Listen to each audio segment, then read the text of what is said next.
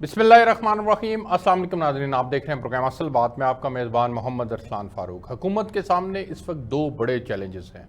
इमरान खान साहब ने 25 मई को लॉन्ग मार्च की सूरत में इस्लामाबाद में दाखिले का अंदिया दे दिया है, और दूसरी जानिब हुकूमत ने उस लॉन्ग मार्च से निपटने के लिए हिकमत अमली भी तय कर ली है। हुकूमत ने इमरान खान साहब का दबाव मुस्तरद कर दिया है और नए इंतखाबात के ऐलान को भी मुस्तरद कर दिया है, और उन्होंने कहा है कि ये असम्बली अपनी मुद्दत पूरी करेगी। लेकिन हुकूमत के सामने एक और बड़ा चैलेंज भी है, और वो है IMF का चैलेंज। IMF पाकिस्तान के ऊपर मुसलसल दबाव बढ़ा रहा है कि वो पाकिस्तान के अंदर जिन जिन अशिया के ऊपर सब्सिडी दी गई है उसको वापस ले। अगर बिजली के ऊपर सब्सिडी है तो वापस ली जाए, पेट्रोल डीजल पर है तो उसको वापस लिया जाए। और डॉलर की ऊंची उड़ान है। हुकूमत की मुआशी टीम ये तमाम सूरत हाल कंट्रोल करने में इस वक्त तक नाकाम है। एक माह से जायद हो चुका है इस हुकूमत को बने हुए, लेकिन मुआशी हालात हैं कि मज़ीद अबतर हो रहे हैं। क्या ये तमाम मुआशी हालात की ज़िम्मेदार मौजूदा हुकूमत है या इसकी ज़िम्मेदार माजी की हुकूमत है, यानी इमरान खान साहब की हुकूमत है? इमरान खान साहब का मुसलसल मुतालबा है नए इंतखाबात का ऐलान। उनको इस असम्बली ने, इसी असम्बली से वो वज़ीर-ए-आज़म बने थे, लेकिन इसी असम्बली को अब वो इम्पोर्टेड हुकूमत कह रहे हैं। तो उनका एतमाद इस असम्बली से जबकि उठ चुका है, और नून लीग की हुकूमत भी कन्फ्यूजन का शिकार है। पर्टिकुलरली नवाज शरीफ साहब इस मामले के अंदर ये राय रखते हैं कि अगर ये 4 साल का गंद इमरान खान साहब की हुकूमत का फैलाया हुआ है तो वो मुश्किल फैसले कर कर अपने सर इमरान खान साहब के फैलाए हुए गंद की जिम्मेदारी क्यों लें। इन तमाम सूरत हाल के ऊपर आज के हम प्रोग्राम के अंदर बात करेंगे कि हुकूमत के सामने जो दो बड़े चैलेंजेस हैं उनसे नबर्द आजमा होने के लिए उसके पास स्ट्रेटजी क्या है, उसके पास कौन सा प्लान है। इसके लिए मैं बहुत मशहूर हूँ, मुझे वीडियो लिंक पर ज्वाइन किया है जनाब आसिफ बाजवा साहब ने। आप पाकिस्तान मुस्लिम लीग नून के सीनियर रहनुमा हैं, साबिक MP हैं। बड़ा मशहूर हूँ सर मैं आपका कि आपने प्रोग्राम के अंदर मुझे ज्वाइन किया। मुझे ऑडियो लिंक पर ज्वाइन किया है शौकत बसरा साहब ने, पाकिस्तान तहरीक इंसाफ के सीनियर रहनुमा है। सर आपका बहुत शुक्रिया कि आपने मुझे प्रोग्राम के अंदर ज्वाइन किया। मुझे स्टूडियोज़ में ज्वाइन किया है औरंगजेब बरकी साहब ने, आप पाकिस्तान पीपल्स पार्टी के सीनियर रहनुमा हैं, CEC के मेंबर भी हैं। सर आपका बहुत शुक्रिया कि आपने प्रोग्राम के अंदर ज्वाइन किया। मैं आसिफ बाजवा साहब के पास जाना चाहूँगा आप दोनों मेहमानों की इजाज़त से। आसिफ बाजवा साहब, ये दो बड़े चैलेंजेस हैं आपके सामने, और आपकी हुकूमत, इसमें कोई शक नहीं है कि बड़े फैसले लेने से इस वक्त कतरा रही है और मुश्किल फैसले जिनको कहा जा रहा है वो नहीं ले पा रही। इन दो बड़े चैलेंजेस से अब किस तरह से नबर्द आजमा होना है? इमरान खान साहब भी एक मुतालबा लेकर आ रहे हैं और वो सियासी मुतालबा है, और दूसरी तरफ पाकिस्तान को ओवरऑल जो मुआशी चैलेंजेस का सामना है उसके ऊपर IMF का भी दबाव आपके सामने है। तो कैसे आप इन तमाम हालात से नबर्द आजमा होंगे? बिस्मिल्लाहिर्रहमानिर्रहीम। आपका बहुत शुक्रिया, आपने मुझे इनवाइट किया और वक्त दिया। गुजारिश ये है कि इमरान नियाज़ी साहब ने 2014 में भी 126 दिन का एक डांसिंग प्रोग्राम और मिडनाइट कंसर्ट किया था, जिसमें वो रोजाना शाम को 200, 100, 150 आदमियों के सामने खिताब फरमाते थे और फिर चले जाते थे। और इससे पहले रिसेंटली, आज से 1 माह पहले, उन्होंने कहा कि 20 लाख आदमी आ रहे हैं परेड ग्राउंड में, और वो भी आपने देख लिया कि कितने लाखों या कितने करोड़ों इंसान आए थे। और ये जो जलसे कर रहे हैं जिसमें ये इनको बड़ा जोम है कि उनकी पॉपुलैरिटी में इजाफा हो चुका है। मैं ये समझता हूं कि हम 25 मई का इंतजार कर रहे हैं। हम देखेंगे कि कितने करोड़ों या कितने लाखों अफराद आते हैं। ये जो इनको गलत फहमी है कि इनका जो इस वक्त वो समझते हैं कि उनका मोरल बड़ा अप है।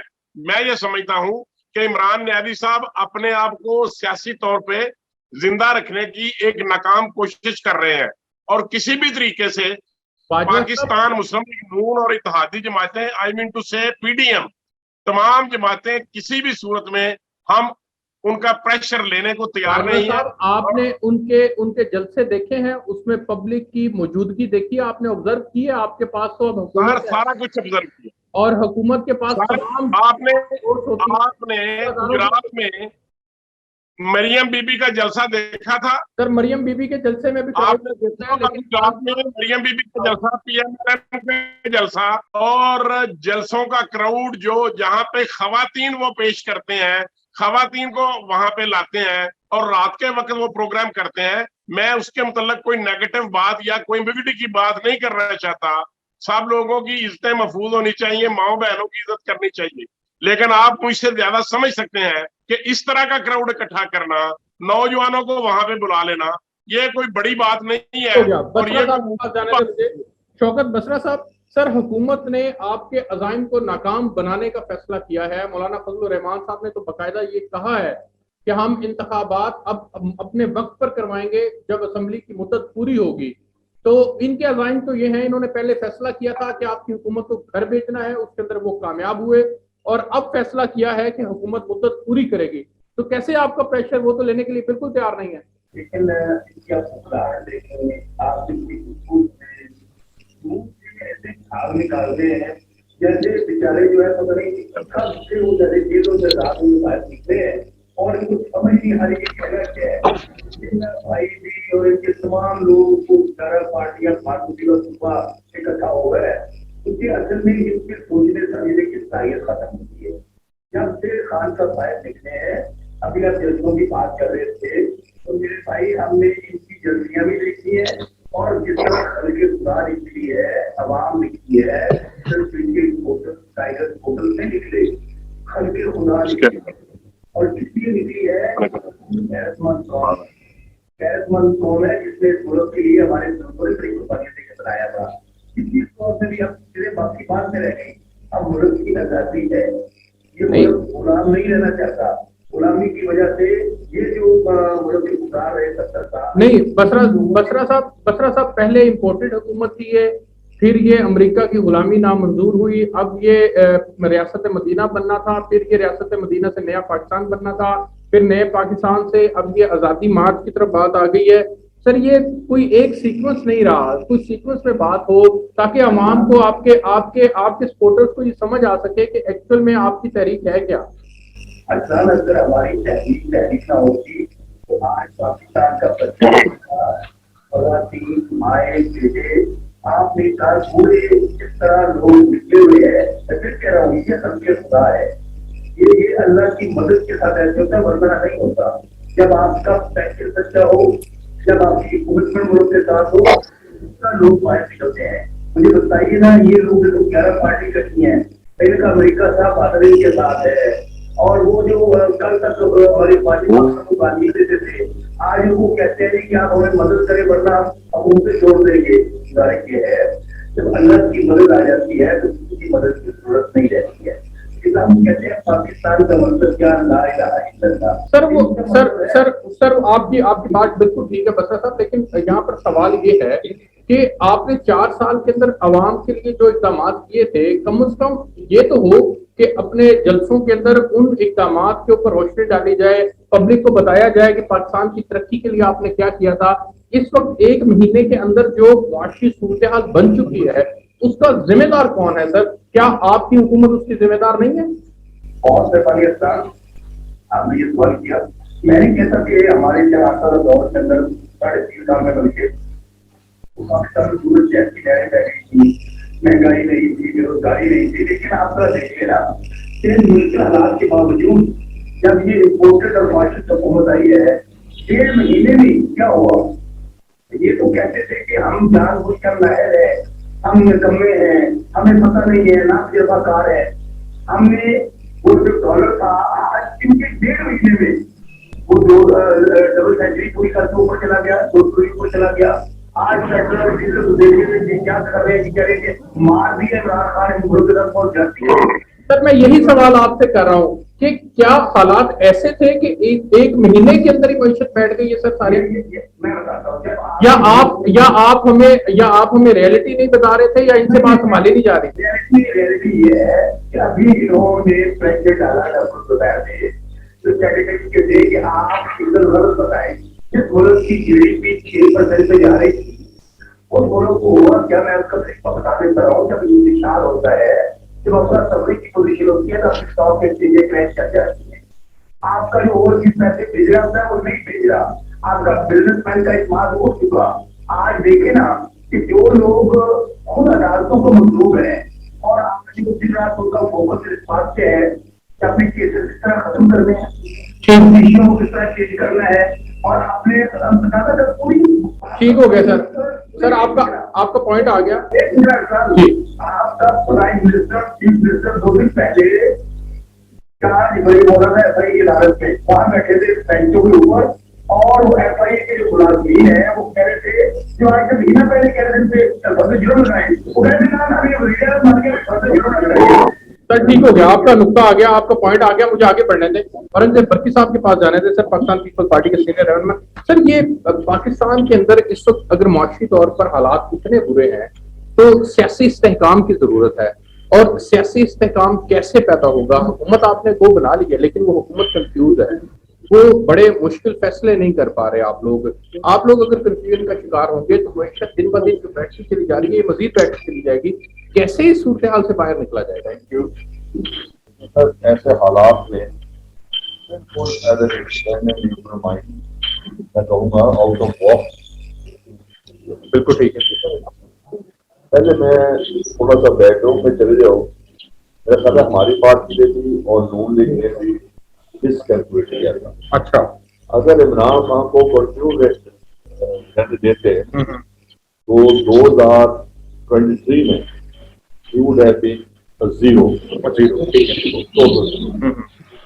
अब इन्होंने पता नहीं क्या था, मैं तो उस लेवल पे नहीं हूँ, तो मशवरा करके करते हो। नहीं, आप सीईसी के मेंबर हैं सर? तो इसकी को वो अच्छा, फैसले यहाँ पे 2-4 ठीक हो। अच्छा, एक तो गलती इन्होंने की, इन्हें चलने देते, साल इंतजार कर देते, इसमें फारग हो जाना था, इन्हें इनके पास कैंडिडेट नहीं होता, ना बसरे का फिर हमारी तरफ जाना था। ये तो एक पॉलिटिकल नैरेटिव है, बिल्कुल सही कह रहे हैं आप। हाँ जी, बसरे ने आपके पास आना था। ठीक है। अच्छा, दूसरा ये है कि बनाई भी थी गवर्नमेंट, तो ये था कि मुझे विचार तो दो लोगों की नजरों में जो नॉन पॉलिटिकल लोग होते हैं, घर में बैठ के बहस करते हैं, उनकी नजरों में सर वो जरदारी साहब ने इसलिए उनको बनवाया है ताकि पॉपुलर फैसले या अनपॉपुलर फैसले तमाम डिसीजन बोले और सारा मलबा उनके ऊपर डले और पीपल्स पार्टी जो है वो साफ सुथरी रहे। अगर इनको चाहिए था, नून को चाहिए था कि ये अपना कहते हैं शायद अब्बासी क्या नाम है, शायद खान अब्बासी और किसी को जो कि इतना बदनाम नहीं है उसको बना देते, ये भी गलती हुई है। यानी आप ये कह रहे हैं मईशत के बैठने के पीछे शहबाज और हमजा को बनाना एक गलत फैसला था? अगर इन्हें बना के और इन्होंने अपनी फ्यूचर खराब। ठीक हो गया। तीसरी बात है कि लोगों ने इमरान खान का जो स्लोगन था, जिस तरह रात को और दिन को और शाम को अखबारों में आ रहा था,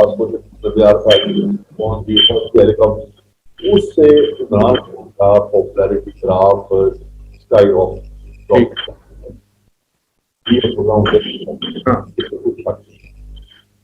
इसके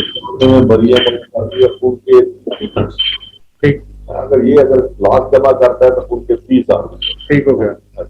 हालांकि उनके पास है आप चीज है, इस वक्त तो इसमें कोई शक नहीं है कि इमरान खान अगर कल इलेक्शन होती है तो वो जीत जाएगा।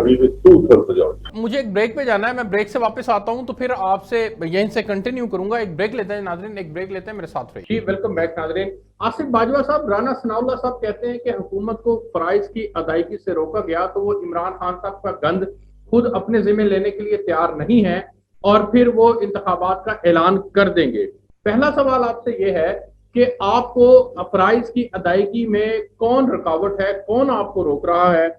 दूसरी बात यह है कि बर्की साहब ये समझते हैं कि अगर आप किसी बेटर ऑप्शन पे जाते हैं, नवाज शरीफ और हमजा की जगह पे पार्टी में कोई और बंदा कैंडिडेट होता आपकी जानिब से तो ऐन मुमकिन है कि मसाइल से निकला जा सकता था। देखिए, ये जो बात करते हैं ना कि कौन आपको रुकावट डाल रहा है, ये बात तो आपके सामने है कि जब पीटीए की गवर्नमेंट थी तो उन्होंने नैब को किस तरीके से इस्तेमाल किया, एफआईआर को किस तरीके से इस्तेमाल किया, दूसरे दारों को किस तरीके से इस्तेमाल किया, सारी हमारी लीडरशिप को गिरफ्तार किया और बड़े मियां साहब से लेके मियां शहबाज साहब, मरियम बीबी, हमजा साहब, ख्वाजा आसिफ साहब, शाहिद खकान अब्बासी साहब, ख्वाजा साद साहब, ख्वाजा, सबको इन्होंने अरेस्ट किया, लेकिन किसी हसन इकबाल साहब किसी से कोई चीज बरामद नहीं कर सके।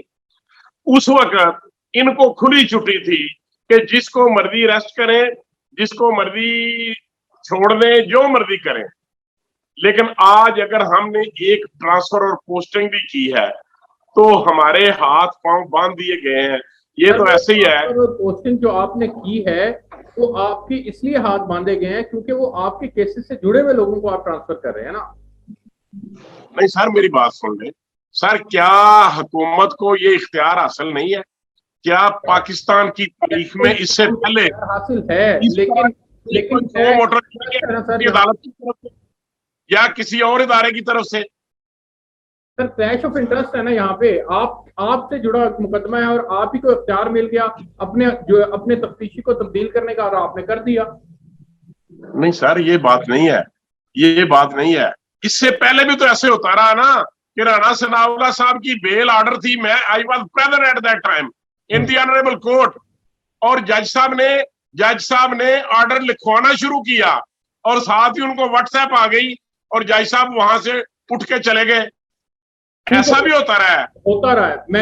मैं आपसे एग्री करता हूं, लेकिन मुझे अब ये बताएं कि मेरे मुल्क के मुआशी हालात इस कदर अबतर हो चुके हैं कि डॉलर 200 से ज्यादा क्रॉस कर चुका है, पेट्रोल की कीमतें आपको बढ़ानी पड़ेंगी, सब्सिडीज आपको खत्म करनी पड़ेगी, मुआशी सूरत हाल ये है कि कारोबार नहीं चल पा रहा।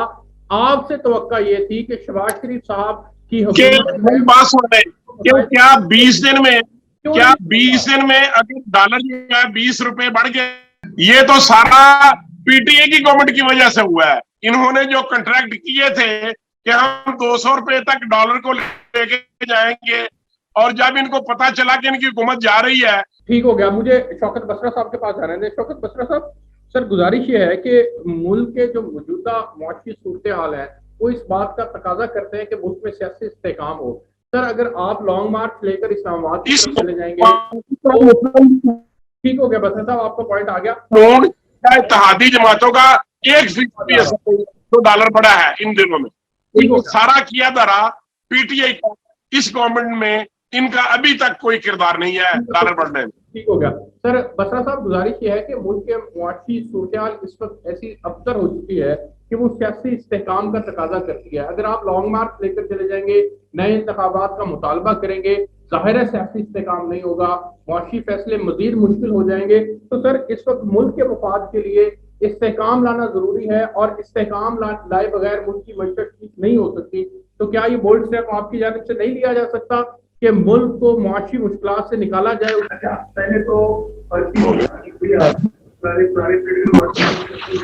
करने की जरूरत ही नहीं है। जो लाई है और पीपल्स पार्टी कहती है कि सारा कुछ अपने पहले उसको लेकर आया है। मैं तो पहले से कहता हूँ पीपल्स पार्टी बड़े सारे बदले चुकाने हैं और उन्होंने छड़ के आने की बात का कोई रास्ता नहीं होगा। अच्छा, दूसरी बात देखिए, ये जो आप इकोनॉमी की बात कर रहे हैं, बिल्कुल इकोनॉमी जो है इस वक्त इनके होते हुए, क्योंकि मैं फिर कह रहा हूँ इनका बहुत सी लोगों ने पहले ही पाकिस्तान में जब इकतदार में टीटियां, गोले, पापड़ और अपनी जलादे बढ़ाई और तो हो गई तो वो उनके होते हुए इकोनॉमी बेहतर नहीं हो सकती। और मुझे बात बताइए कि अगर लॉन्ग मार्च से इकोनॉमी तबाह होनी है, मेरे भाई से साधा सवाल है, तो फिर 3.5 साल तक 9 मार्च तक मार्च धरने, जलसे जुलूस, अदालत, आर्मी चीफ की जाती रही। तब मिशन तो साथ नहीं थे, या इनका मार्च जो था वो होम्योपैथी था, अगर साथ होम्योपैथी नहीं निकले थे। इन्होंने 3.5 साल किया ही है। नाज़रीन एक ब्रेक लेते हैं, ब्रेक से वापस आएंगे तो यहीं से कंटिन्यू करेंगे, मेरे साथ रहिएगा। जी वेलकम बैक नाज़रीन। शौकत बसरा साहब, मेरा आपसे सवाल सर ये है कि आप इस वक्त सियासत कर रहे हैं और ये एक सियासी नारा है, सियासी बयानिया है कि पाकिस्तान के अंदर नए इंतखाबात हों, जबकि इसी असम्बली ने आपको मुंतखब किया था और इसी असम्बली के जरिए से आप 4 साल हुकूमत करके गए हैं। लेकिन अब चूंकि आपको पॉलिटिकली आप ये समझते हैं कि आपको सूट करता है कि इंतखाबात हों, तो आप इंतखाबात की कॉल दे रहे हैं। लेकिन पाकिस्तान के लिए इस वक्त बेहतर क्या है, पाकिस्तान के मौशी हालात के लिए बेहतर क्या है, वो ये है कि पाकिस्तान के अंदर अगर पॉलिटिकल स्टेबिलिटी होगी तो यकीनन मौशी एतबार से भी स्टेबिलिटी की तरफ हम जाएंगे। तो आप पाकिस्तान के वसीतर मुफाद के अंदर अपनी पॉलिटिक्स को साइड पर रखकर क्यों मौशी इस्तेहकाम की जानिब इस मुल्क को ले जाने की तरफ कोशिश क्यों नहीं कर रहे? हुकूमत IMF के साथ इस वक्त मुआहदे के अंदर है, आपने उसी डेट को लॉन्ग मार्च का ऐलान कर दिया है। सर, पॉलिटिक्स एक लम्हे के लिए अगर साइड पर रख दी जाए, पाकिस्तान का मुफाद सामने रखा जाए तो ये ज्यादा बेहतर ना होगा? एक तरफ ये कह रहे हैं कि हमारा बुलाया हुआ गन है, हम जिम्मेदारी नहीं लेते, तो फिर उसका हल क्या है? उसका हल एक ही है, अगर आवाम को मैंडेट देके वहाँ के इकोनॉमी संभाले, उस वक्त तक के सेटअप है और 3 महीने तक अपना काम करें आके, और उसके बाद जो जिसको कौम मुश्किल करती है उसके हवाले पाकिस्तान को दें। सर, क्या आप नहीं समझते पॉलिटिकल डिसीजन लिए जा रहे हैं, मुल्क के मुफाद के लिए डिसीजन नहीं लिए जा रहे? मेरे भाई, ये तो मैं कह रहा हूँ, आपको उम्मीद हो रहा है ये पॉलिटिकल डिसीजन से मिले राज्यों पहला, तो इनके बात का रोक नहीं है। वो भी वो लिखा मुफ्ता इस्माइल क्या फरमाते थे ये मुफ्ता इस्माइल है, जो जब इनके पुराने क्लिप चला रहे कहते थे पेट्रोल 100 रुपए होना चाहिए, डीजल 80 रुपए होना चाहिए, बिजली सस्ती होनी चाहिए, हम इनको नहीं बढ़ाने देंगे। आज चीखे मार रहे हैं, मुल्क तबाह कर दिया, इन्होंने रेट भी बढ़ाए। एक तरफ तो खड़े हो जाए, ठीक हो गया। हम नायर थे, हमारी हुकूमत अच्छी नहीं थी, हमें करती नहीं आती। एक तरफ कहते हैं अब आप 1.5 महीना पहले इन्होंने महंगाई मार्च की है, याद है आपको? सारी 11 पार्टियां महंगाई मार्च कर रही थी। हमें कह रहे हैं कि हमने महंगाई क्यों नहीं की, हमने रेट क्यों नहीं बढ़ाए, हमने मुल्क का बेड़ा गर्क कर दिया। तो मेरे भाई ठीक हो गया। बसरा साहब कंफ्यूज लोग हैं, इसमें कोई शक नहीं है। मैं जाना चाहूंगा बरकी साहब के पास। बरकी साहब, इसमें तो कोई दो राय नहीं है, बसरा साहब सही कह रहे हैं कि आप कंफ्यूज हैं, फैसले नहीं कर पा रहे। दो बातें हैं, अगर तो आपने रहना है, टर्न्योर मुकम्मल करना है, तो अगर मुश्किल फैसले करने की जरूरत है मुल्क को माशी मुश्किलात से निकालने के लिए तो कर गुजरे।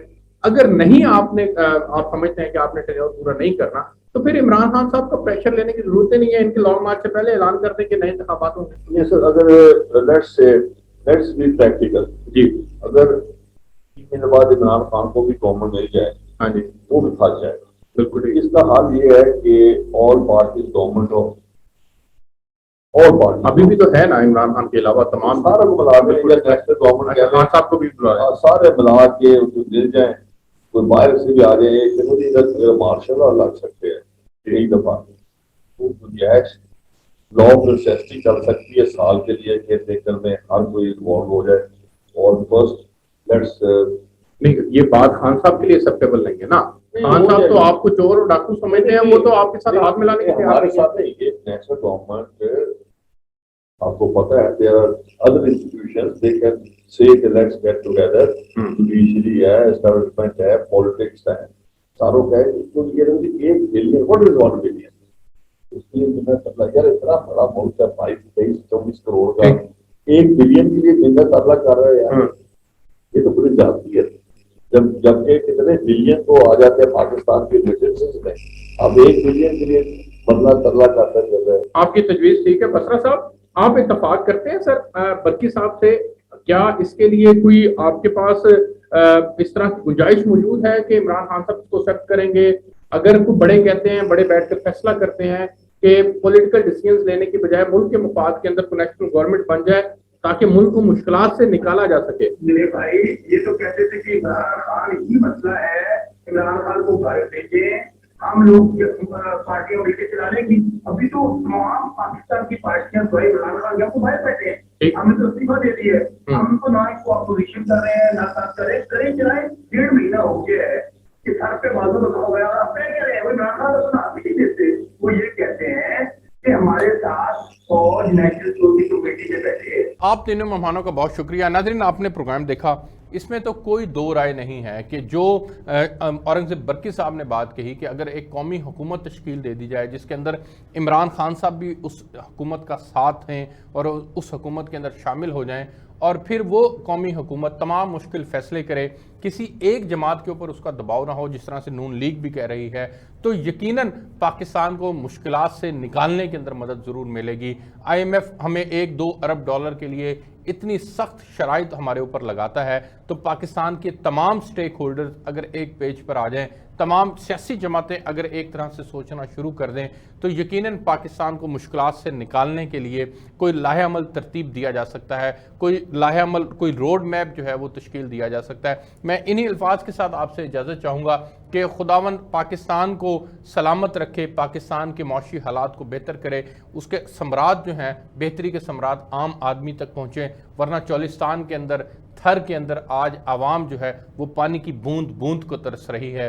और अगर ये हुकूमतें मिलकर काम करें तो यकीनन कुछ ऐसा इंफ्रास्ट्रक्चर जो है वो डेवलप किया जा सकता है जिसके ज़रिए से पाकिस्तान की आवाम को मुश्किलात का सामना ना करना पड़े। वो थर और चौलिस्तान की आवाम जो उस गंदे जोहड़ से पानी पीने के ऊपर मजबूर है, जहां पर पाकिस्तान की आवाम ने भी पानी पीना है और जानवरों ने भी वहीं से पानी पीना है। तो इन हालात से कैसे निकला जा सकता है? अगर तमाम हुकूमतें जो हैं, तमाम हुकूमत जो है वो मिलकर अपना एक किरदार जो है वो अदा करे। मैं आपसे इस प्रोग्राम से इजाज़त चाहूँगा, आपसे कल एक नए मौजू के साथ मुलाकात होगी, तब तक के लिए मुझे इजाज़त दीजिए। अल्लाह हाफिज़।